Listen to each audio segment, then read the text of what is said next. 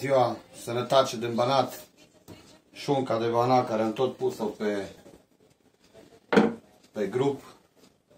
Vino, te rog, filmează mai aproape aici. Vedem că e la os, unde e cel mai sensibil, e curățică, fără probleme. Haideți să o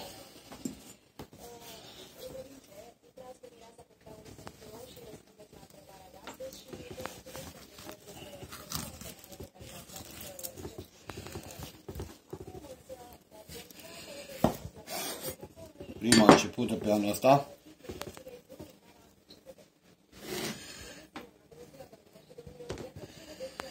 Provine de la un porc din rasa Petrian, undeva la 90-120 de kg în carcasă.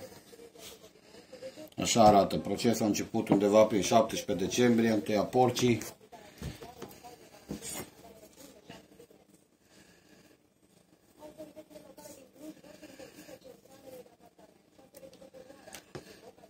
Bun.